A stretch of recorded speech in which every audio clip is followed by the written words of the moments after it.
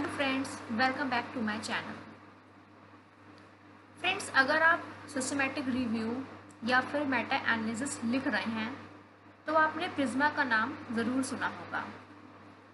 आज हम इस वीडियो में बात करेंगे प्रिज्मा 2020 फ्लो डायग्राम के बारे में।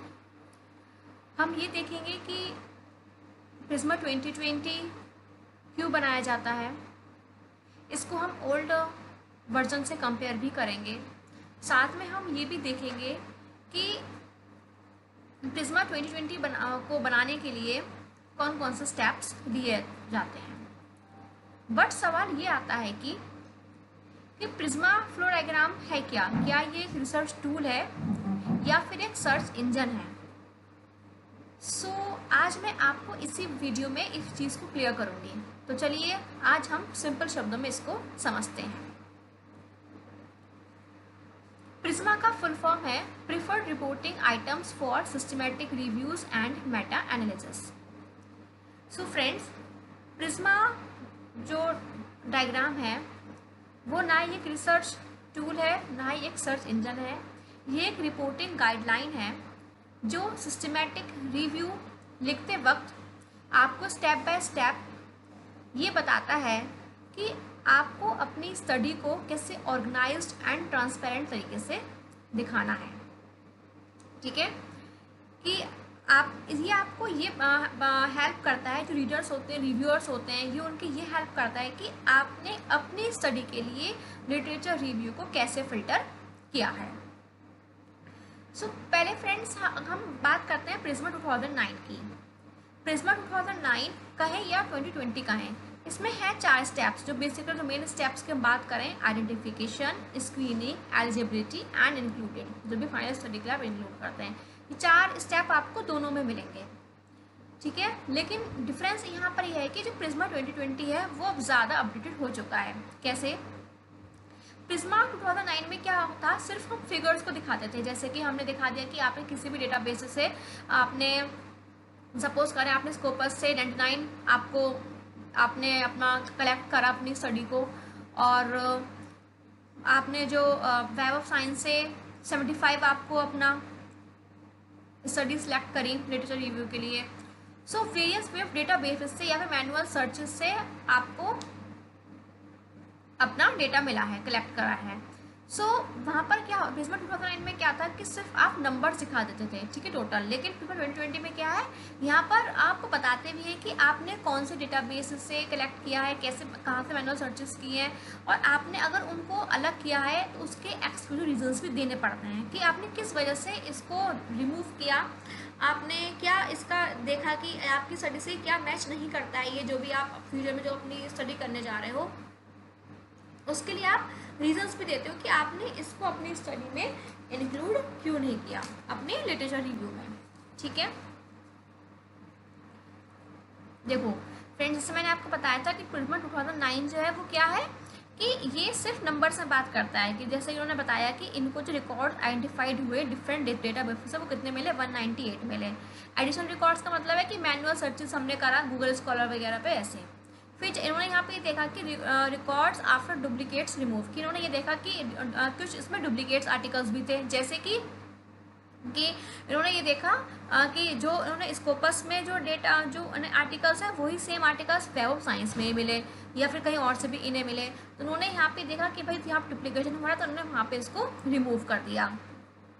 ठीक है, रिकॉर्ड्स पे स्क्रीनिंग, फिर उन्होंने यहाँ पे स्क्रीनिंग करी। स्क्रीनिंग में मतलब यहाँ पे बिफोर स्क्रीनिंग ये बताएंगे कि इन्होंने एक्सक्लूड कर दिए 81।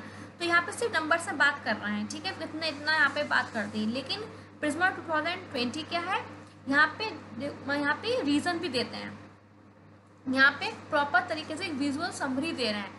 ठीक है, कि जैसे कि यहाँ पे देखो, जैसे कि इन्होंने बताया कि इन्होंने रिकॉर्ड्स आइडेंटिफाइड करे डेटाबेस, जैसे वेब ऑफ साइंस से इन्हें मिले इतने, सपोज लेट से 98 मिल गए, वेब ऑफ साइंस से इन्हें मिल गए, मैनुअल सर्च से सर्च करा तो इन्हें 100 और मिल गए। फिर रिकॉर्ड्स रिमूव बिफोर स्क्रीनिंग, फिर इनको स्क्रीनिंग से पहले इन्होंने कैसे रिमूव करे कि इन्हें डुप्लीकेट्स मिले या फिर records mark as ineligible by automation tools, मतलब कि जो यहाँ पर मतलब जो जिससे कलेक्ट करा है तो उसने भी बता दिया कि भाई ये रेलिवेंट नहीं है या फिर कुछ और आई है रिकॉर्ड्स, या फिर कोई और अदर रीजंस की वजह से रिमूव कर दिया। फिर यहाँ पे स्क्रीनिंग, रिट्रीवल, ये सब वगैरह बताया गया है। लेकिन जब पहले हम इसकी बात कर देते हैं कि यहाँ पे रिकॉर्ड्स स्क्रीनिंग से पहले कैसे रिमूव किए जाते हैं, उसके रीज़न हम क्या देंगे। सो देखो इस वाली स्लाइड में मैंने बताया है कि जैसे कि reason to remove in PRISMA identification summary records remove before screening से पहले, मतलब आपने जब जितने भी वेरियस डेटा बेसिस से आपने जो कलेक्ट करे हैं अपने रिकॉर्ड्स, उससे आप उनमें से आप इसकी जो छटनी है आप कह सकते हो कैसे करोगे, ठीक है, स्क्रीनिंग से पहले। या रीज़न क्या है, डुप्लीकेट रिकॉर्ड्स। ये मैंने आपको पहले ही बताया था कि आपने देखा कि मल्टीपल कॉपीज़ आपको मिल रही है सेम स्टडी की, वेब ऑफ साइंस पे भी यही मिल रही है, स्कोपस पे भी आपको वही मिला। फिर नॉन स्कॉलरली सोर्सेज, ये क्या है कि आपने जब सर्च करा तो उसमें ब्लॉग्स, न्यूज़ आर्टिकल्स, रिपोर्ट्स वगैरह आने लगे, इसलिए आपने रिमूव कर दिया। और फ्रेंड्स मैंने एक जगह आपको बताया है, एक वीडियो में बताया था कि आप कैसे आप अपने एक डेटाबेसेस के बारे में बताया, डेटाबेस नहीं कहूँगी, एक सॉफ्टवेयर था जिसके थ्रू मैंने आपको बताया था कि आप कैसे आर्टिकल्स को सर्च करते हो, वेरियस आर्टिकल्स आपको कैसे मिलेंगे, वो भी फ्री में, ठीक है। तो उस वीडियो का लिंक मैं आई डिस्क्रिप्शन पे दे दूँगी, आप देख लेना। तो उसकी भी हेल्प से हम यहाँ पर अपनी जो आर्टिकल्स हैं वो ढूंढ सकते हैं, और वहाँ पर हम नाम दे देंगे कि हमने ये मैनुअल सर्चेस से देखा, ठीक है। फिर आपने देखा कि नॉन इंग्लिश लैंग्वेज है, कि आपने देखा कि जो आपको जो मिले हैं आर्टिकल्स मिले, वहाँ पे जो है उसमें इंग्लिश में नहीं है, क्योंकि आपकी स्टडी इंग्लिश में है तो आपने इसलिए उसको रिमूव कर दिया। फिर आपने देखा कि एब्स्ट्रैक्ट ही मिल रहा है, पूरा पेपर नहीं मिल रहा है। फिर थीसिस और डेजर्टेशन कुछ दे रखे जब आप सर्च कर रहे थे तो आपने उसको भी हटा दिया। फिर रीट्रैक्टेड आर्टिकल्स और अनरेबल और विड्रॉन ड्यू टू एरर्स, मतलब क्या हुआ, कुछ आर्टिकल्स ऐसे थे जिसमें एरर्स थे इसलिए आपने रिमूव कर दिया। इनकम्प्लीट रिकॉर्ड, मिसिंग एब्स्ट्रैक्ट, या फिर इसमें क्या हुआ, रिकॉर्ड इनकम्प्लीट है, पूरा पेपर दे रखा है लेकिन एब्स्ट्रैक्ट नहीं दे रखा, या फिर इनवैलिड लिंक्स हैं, पूरा डायग्राम्स वगैरह प्रॉपरली नहीं दे रखे हैं, तो इसलिए आपने इसको रिमूव कर दिया। ये रीजंस हो सकते हैं कि आप स्क्रीनिंग से पहले आइडेंटिफिकेशन स्टेज पर, मतलब कि इस वाले बॉक्स में कैसे अपने रिकॉर्ड्स को रिमूव कर सकते हो, और यहाँ पे आप रीजंस भी दे सकते हो, ठीक है। जैसे कि डुप्लीकेट्स रिमूव, जैसे मैंने बताया, रिकॉर्ड्स मार्क्ड एज इनएलिजिबल, तो आप जो मैंने वेरियस रीजंस जो अभी दिखाए थे आपको पिछली स्लाइड में, अब वो यहाँ पे डाल सकते हो, ठीक है, अदर रीजंस की वजह से। कहने का मतलब यहाँ पर यह है कि 2020 में आप हर एक स्टेप का रीज़न भी लिखोगे कि आपने ये क्यों किया, उसका रीज़न भी दोगे, लेकिन 2009 में ऐसा नहीं था। अब हम आ जाते हैं अब रिकॉर्ड स्क्रीनिंग पे। अब हमने अपने जो भी हमें फालतू डेटा था हमने रिमूव कर दिया। अब बारी आती है रिकॉर्ड स्क्रीनिंग, कितने बचे, हम ये सपोज करते हैं कि भाई हमने 100 आर्टिकल्स कलेक्ट करे, हमने देखा 20 हमने डुप्लीकेशन में रिमूव कर दिया, फिर वेरियस रीजंस की वजह से रिमूव करें। अब स्क्रीनिंग के लिए कितने बचे हमारे पास, 80 बचे, ठीक है। अब उसमें से हमने क्यों रिमूव करा, ठीक है, उसका देखते हैं। अब देखो स्क्रीनिंग के दौरान रीजन फॉर एक्सक्लूजन, अब स्क्रीनिंग में ही हम अपना रिमूव करेंगे। Irrelevant topic based on title और एब्स्ट्रैक्ट, आपने ये देखा कि जब आपने सर्च करा तो आपने वेरियस आर्टिकल्स आप देख रहे हो तो आपने उसमें ये देखा कि स्कोपस में, वेब ऑफ साइंस में आर्टिकल्स तो आए लेकिन आपके टॉपिक रेलिवेंट नहीं, इरेलीवेंट टॉपिक है, तो आपने इसलिए यहाँ पे इसको रिमूव कर दिया। नॉट अलाइंड विद द को रिसर्च थीम, जो भी आपकी थीम है ना उससे प्रॉपरली अलाइन नहीं करता, उसके आसपास ही घूम रहा है लेकिन प्रॉपर तरीके से अलाइन नहीं करता, इसलिए आपने वहाँ पे स्क्रीनिंग के दौरान इसको हटा दिया। रिव्यू आर्टिकल्स और कंसेप्चुअल पेपर विदाउट डेटा, आपने कुछ ऐसे आर्टिकल्स देखे, कुछ ऐसे कॉन्सेप्चुअल पेपर देखे जिसमें डेटा ही नहीं था, एसएलआर ही नहीं दे रखा, एसएलआर की फाइल नहीं लगा रखी थी, या फिर और जो वेरियस जो मतलब डायग्राम्स हैं, कुछ टूल्स वगैरह यूज़ करे थे उसके थ्रू जो डायग्राम बनाया था वो नहीं दे रखा था। टाइटल और abstract not available, title he available नहीं या फिर एब्स्ट्रैक्ट ही अवेलेबल नहीं, इसलिए आपने स्क्रीनिंग के स्टेज पे इसको रिमूव कर दिया, ठीक है। अब रिपोर्ट सॉर्ट फॉर रिट्राइवल, अब रिकॉर्ड्स एक्सक्लूडेड में हमने जिसमें अभी आपको लास्ट स्लाइड में जो बताए हैं रीज़न, वो रिकॉर्ड्स एक्सक्लूडेड में आ जाएंगे। अब रिट्राइवल के कितने बचे, जैसे सपोज करो कि आपने एक्सक्लूजन में 20 रिमूव कर दिए, कितने बचे, 60 बचे। रिपोर्ट्स नॉट रिट्रीव्ड, अब इसका मतलब क्या हुआ कि जब आपने एक आर्टिकल 60 आर्टिकल्स को जब आप खोल के देख रहे हो ना तो आपने देखा कि आप इनकी PDF डाउनलोड नहीं कर पा रहे हो, ठीक है। तो ये आप तो यहाँ पे आप बता दो कि रिपोर्ट्स नॉट रिट्रीव्ड, जितने भी आप सपोज करो कि आपने 60 आर्टिकल्स में से 10 आर्टिकल्स ऐसे हैं कि जिनकी पूरी PDF मिल ही नहीं पा रही है, या फिर आप उन्हें डाउनलोड नहीं कर पा रहे हो इंटरनेट से, या फिर वो फ्री ऑफ कॉस्ट अवेलेबल नहीं है, तो वो बता सकते हो। ठीक है। रिपोर्ट्स एसेस्ड फॉर एलिजिबिलिटी, अब एलिजिबिलिटी के लिए कितनी बची हैं आपके पास, ठीक है। अब उसके कुछ रीजंस आप यहाँ पर क्या दोगे, रीजंस आप एलिजिबिलिटी के दौरान आप कैसे तरीके से रिमूव कर सकते हो, जैसे कि मैंने बताया फुल टेक्स्ट अवेलेबल नहीं है, मैंने आपको बता दिया। फिर मैथोडोलॉजिकल इश्यूज हैं, आपने ये देखा कि भाई मैथोडोलॉजी प्रॉपर तरीके से नहीं लगाई गई है। Does not meet inclusion criteria after full text review, जब आपने फुल टेक्स्ट रिव्यू कर लिया तो आप जो भी आपका इंक्लूजन क्राइटेरिया है कि आपको भाई ये कीवर्ड्स मिलने चाहिए, पूरे प्रॉपर आर्टिकल्स होना चाहिए, बुक्स नहीं हो, कॉन्फ्रेंसेस नहीं होना चाहिए, और न्यूज़पेपर के जो ब्लॉग्स होते हैं वो नहीं होना चाहिए, ठीक है। और ये सब इस जो भी मतलब क्योंकि जब हम सर्च करते हैं कुछ कॉन्फ्रेंस पेपर भी हमारे सामने आते हैं तो उनको भी रिमूव करना पड़ता है, तो अब ये आपको ये भी आप बता सकते हो। और नॉन इंग्लिश लैंग्वेज, ये मैंने पहले ही बताया था, यहाँ पे इसलिए बताया कि भाई ऐसा होता है कभी कभी कि एब्स्ट्रैक्ट आपका इंग्लिश लैंग्वेज में दे रखा है लेकिन पूरा पेपर किसी और लैंग्वेज में है, और वहाँ पर मैंने जो पहले अभी आपको स्क्रीनिंग से पहले जो बताया था नॉन इंग्लिश लैंग्वेज के बारे में, वहाँ पर ये था कि पूरा शू सही जो पेपर है वो इंग्लिश में अवेलेबल नहीं है, तो आपने इसलिए ये आपने रीज़न दोगे। सो ये ठीक है, तो आप अब यहाँ पे बता सकते हो कि आपने किस किस क्यों रिमूव कर रहे हो, ठीक है ना। यहाँ पे तो आपने रीड्राइव में आपने बताया कि पूरी पीडीएफ अवेलेबल नहीं है, फिर यहाँ पे आप बता सकते हो कि भाई बुक्स थी, कॉन्फ्रेंसेस थी, ठीक है, इसलिए मैंने मतलब नहीं करा। अब फाइनल्स के लिए आपके पास जितनी ही बचती हैं, सपोज करो कि 60 में से आपकी 20 तो ऐसी चली गई, तो आपके पास कितनी बची, 40 बची, तो 40 स्टडीज़ आपके पास फाइनल बची हैं जिसका आप प्रॉपर तरीके से लिटरेचर रिव्यू करोगे, ठीक है। फ्रेंड्स, सो ये आपका जो प्रिज्मा 2020 जो है, जो फ्लो डायग्राम जो है, ये आपका जो है विजुअल समरी होता है, ठीक है, ये आतना आपको समझ में आ गया। अब हम बात करते हैं, अभी यहाँ पे तो मैं फिर से मैंने एक्सप्लेन कर दिया है कि इस 4 स्टेप्स में सबसे पहला आता है आइडेंटिफिकेशन, जहाँ पर आप वेरियस डेटाबेस से अपना जो वेबसाइट से अपने जो सर्च करते हो, आपको जो भी स्टडी करनी है उसके कीवर्ड्स डालकर आप जो है लिटरेचर रिव्यू करने की कोशिश करते हो, आइडेंटिफाई करते हो। फिर ये हो गया आपका स्टेप 1। स्टेप 2 क्या है, स्क्रीनिंग, यहाँ पर आप क्या करते हो, डुप्लीकेट्स को रिमूव करते हो, ठीक है। डुप्लीकेट्स को रिमूव कर दिया, या फिर कोई जो मैंने पिछली स्लाइड में वेरियस रीजंस बताया था उसकी वजह से भी आप रिमूव कर सकते हो। फिर थर्ड है एलिजिबिलिटी, यहाँ पर आप बता सकते हो कि review the full text articles की, आपके जब हम फुल टेक्स्ट आर्टिकल करा तो आपने देखा कि पीडीएफ डाउनलोड नहीं हो रही है, या फिर बुक्स हैं, कॉन्फ्रेंसेज हैं, ब्लॉग्स हैं, न्यूज़पेपर से कुछ ब्लॉग्स वगैरह दे रखे हैं तो जो कि आपके रेलिवेंट नहीं है, या फिर इरेलीवेंट टाइटल्स हैं, या फिर जो टाइटल एब्स्ट्रैक्ट कीवर्ड्स हैं वो इरेलीवेंट है, आपके टॉपिक के अकॉर्डिंग नहीं है, तो वो रीज़न दे सकते हो। और स्टेप 4 में होता है आपका लास्ट, जो कि फाइनल आपकी काउंट ऑफ स्टडीज़ होती हैं जो कि आप लिटरेचर रिव्यू में करोगे। और फ्रेंड्स, जैसे कि मैं हर वीडियो में बात करती हूँ कि आप जो भी पेपर लिख रहे हो, चाहे आप एक रिव्यू पेपर लिख रहे हो, चाहे आप क्वांटिटेटिव डेटा पर बेस्ड के पेपर लिख रहे हो, आपको एक पेपर को बेस्ट पेपर बना के चलना होता है, जिसपे कि अगर आप कन्फ्यूजन अगर आपको क्रिएट होती है तो आप उसको देख लो उस पेपर को कि भाई इन्होंने इस स्टडी को कैसे किया है। तो आप जब अपने टॉपिक पर रिलेटेड जब आर्टिकल सर्च करोगे ना, तो 3-4 पेपर ऐसा निकाल कर रखना कि जो कि आपकी स्टडी में बेस पेपर की तरह काम करें, जिस तरह का पेपर आप लिखना चाह रहे हो उसी तरह का बेस पेपर आपको मिल जाए, तो ये आपको बहुत हेल्प करता है ओवरऑल स्टडी में, ठीक है फ्रेंड्स। अब हम बात करेंगे how to get PRISMA diagram, कि आपको जो प्रिज्मा डायग्राम है ये मिलेगा कैसे, ठीक है। कि जैसे तो फ्रेंड, इसके लिए आप क्या करोगे, गूगल पर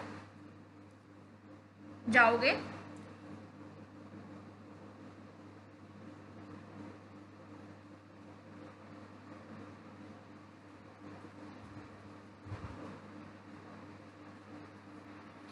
ये देखिए फ्रेंड्स, हम गूगल पर आ गए और हम यहाँ पर सर्च करेंगे प्रिज्मा वर्ड फॉर्मेट, ठीक है।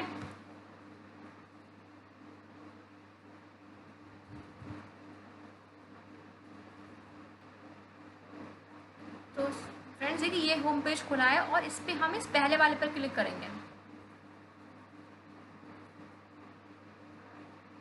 ठीक है फ्रेंड्स।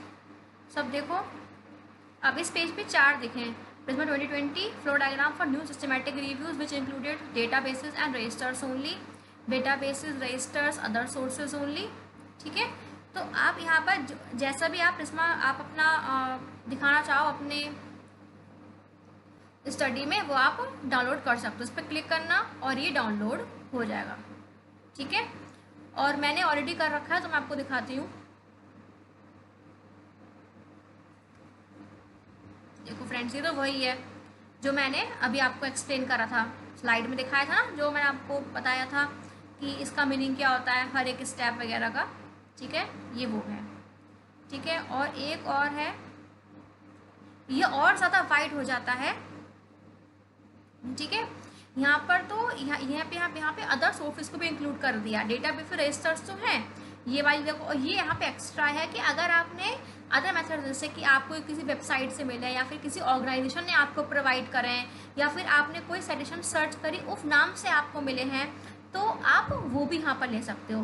तो इसके थोड़ा सा और बढ़ जाता है। यहाँ पे फिर वही चीज़ होगी कि रिपोर्ट सॉर्ट फॉर रिट्राइवल, जब आपने मिले तो आप क्या डाउनलोड कर पा रहे हो, फिर रीज़न भी बता सकते हो कि भाई आपकी मतलब आपने उसमें से क्यों मतलब इंक्लूड करा।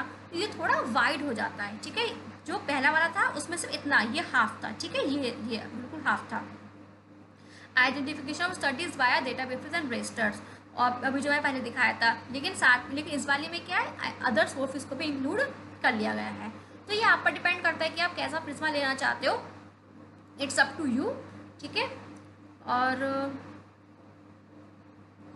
ठीक है फ्रेंड्स, तो ये आपको समझ में आ गया हो कि आपको प्रिज्मा डायग्राम कैसे मिलेगा। नेक्स्ट स्लाइड पर आते हैं। हाँ, अब मैं आपको बताती हूँ कि मैंने अपने स्टडी में पब्लिश रिसर्च पेपर, जो मैं आपको एक वीडियो में शेयर किया था कि मेरा एक रिसर्च पेपर पब्लिश हुआ था, तो उसमें मैंने कैसे दिखाया था अपना एक रिसर्च पेपर। मैं उसको दिखाती हूँ, मैंने उसमें कैसे दिखाया है प्रिज्मा को मैं।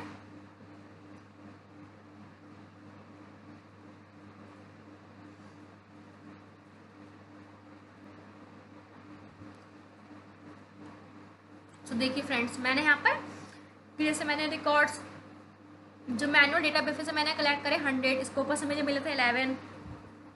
मैंने कुछ एबीटीसी जर्नल भी फाइंड किए थे सॉरी, कुछ एसजेआर जर्नल्स भी मुझे मिले थे। ठीक है, तो मैंने ये सर्च करा था। मेरे फ्रेंड्स बहुत मेहनत लगी थी इस पेपर में, क्योंकि मैंने एक एक आर्टिकल डाल के इंटरनेट पर ये चेक किया था कि कौन सा पेपर एबीटीसी जर्नल में आता है, कौन सा एसएससीआई जर्नल में है, कौन से एसजेआर जर्नल्स में है।